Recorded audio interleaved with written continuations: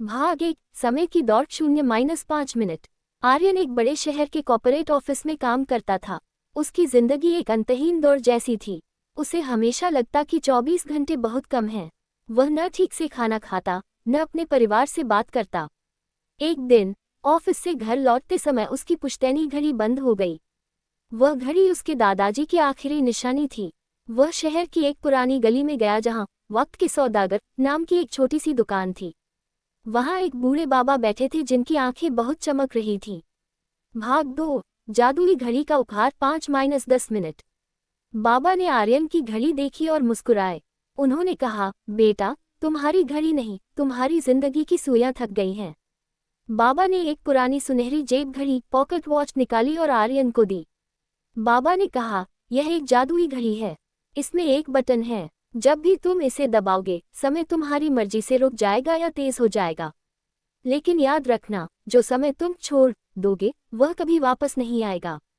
आर्यन खुश हो गया। अब उसे लगने लगा कि वह दुनिया का सबसे शक्तिशाली इंसान है। भाग 3, शॉर्टकट का लालच 10-15 मिनट। अगले दिन से आर्यन ने घड़ी का इस्तेमाल शुरू किया। ऑफिस में बोरिंग मीटिंग होती तो वह बटन दबाकर समय को फास्ट फॉरवर्ड कर देता। ट्रैफिक में फंसता तो समय आगे बढ़ा देता। धीरे धीरे उसने अपनी जिंदगी के हर कठिन या उबाऊ पल को स्किप करना शुरू कर दिया। उसे प्रमोशन मिल गया, उसके पास बहुत पैसा आ गया, लेकिन उसे महसूस हुआ कि उसकी यादें धुंधली होती जा रही हैं। उसने अपनी बहन की शादी की रस्मों को स्किप कर दिया क्योंकि वे लंबी थीं। उसने अपने पिता की बीमारी के समय को स्किप कर दिया क्योंकि वह दर्द नहीं सहना चाहता था। भाग 4, पछतावा और एहसास 15-18 मिनट। एक दिन आर्यन ने आईने में देखा। वह बूढ़ा हो चुका था। उसे समझ नहीं आया कि साल कैसे बीत गए। उसने घड़ी का बटन इतनी बार दबाया था कि उसकी जिंदगी के खूबसूरत लम्हे, दोस्तों के साथ हंसी मजाक, बारिश की खुशबू, माँ के हाथ का खाना, सब उस फास्ट फॉरवर्ड की भेंट चढ़ गए। वह भागता हुआ बाबा की उसी दुकान पर पहुंचा। बाबा वही थे, जैसे समय उन पर थमा हुआ हो। आर्यन रोने लगा, बाबा, मुझे मेरा समय वापस चाहिए। मैंने सफल होने के चक्कर में जीना ही छोड़ दिया। भाग 5, निष्कर्ष 18-20 मिनट। बाबा ने शांति से कहा, समय कोई बोझ नहीं है जिसे जल्दी खत्म किया जाए। समय एक अनुभव है। दुख के पल हमें मजबूत बनाते हैं और बोरियत के पल हमें शांति सिखाते हैं।